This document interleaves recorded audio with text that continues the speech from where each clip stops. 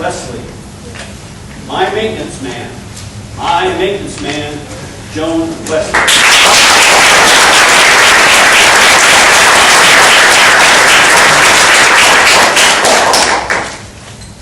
Mr. Toastmaster, fellow Toastmasters, and honored guests.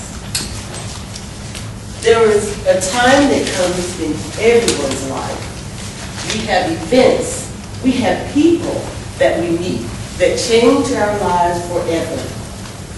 That memorable day for me was on May 18, 2008. That was the day that I met my maintenance man.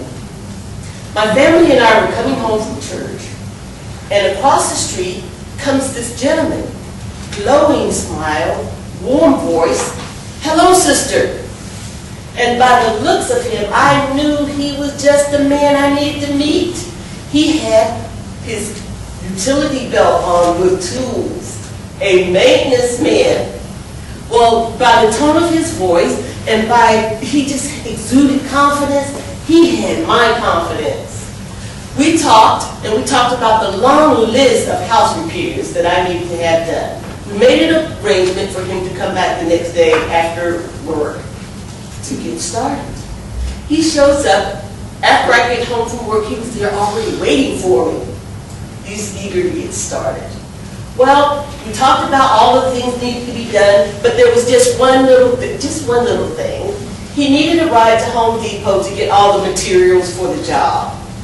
And as we were driving to Home Depot, which was just a little thing, he mentioned that I would have to buy all the materials, and that's okay. Only thing is, he didn't tell me what the price was going to be, so what he was going to take off my price, I didn't know, but that's okay. He was going to surprise me. Surprise. We got to Home Depot, he was in his element. Oh, he was in his element. I followed him around the store. He skillfully went from place to place to get all that he needed for this job.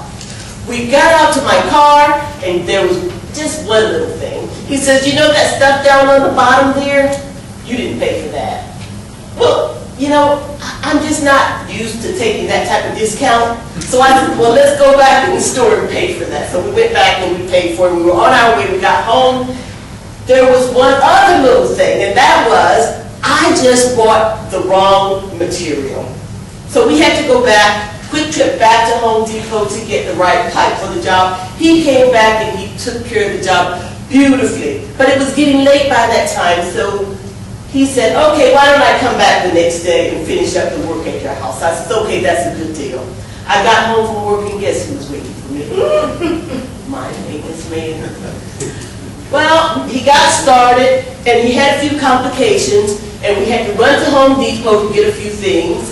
And he was removing a door from my son's room. My baby boy is a lineman.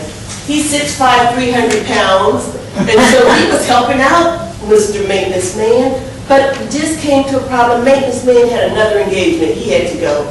Unfortunately, he had to go after he took the door down.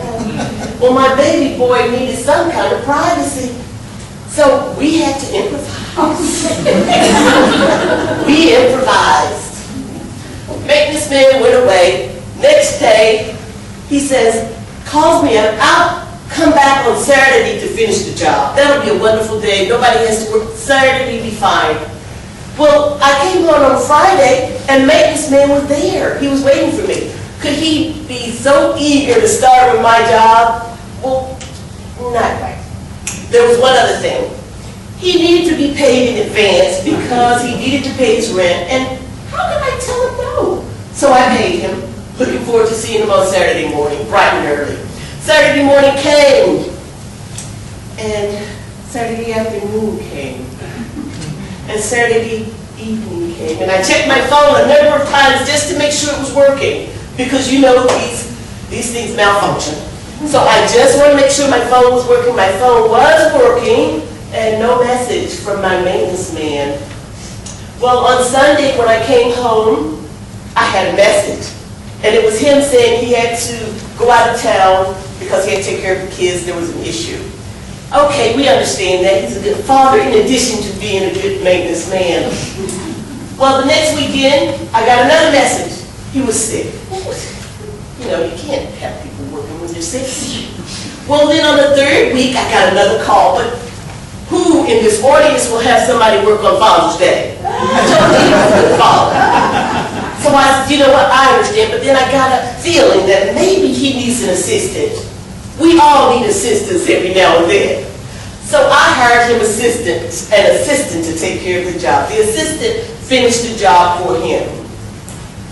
Well, my maintenance man, I hadn't heard from him in a while, but the job is done.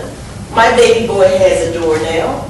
But there are different things that I got from that whole episode that changed my life. And you know, I paid that man for maintenance, but I got much, much more. I received wisdom. Wisdom that not only do I have to share with my children, to share with their children, but wisdom that I will share with you.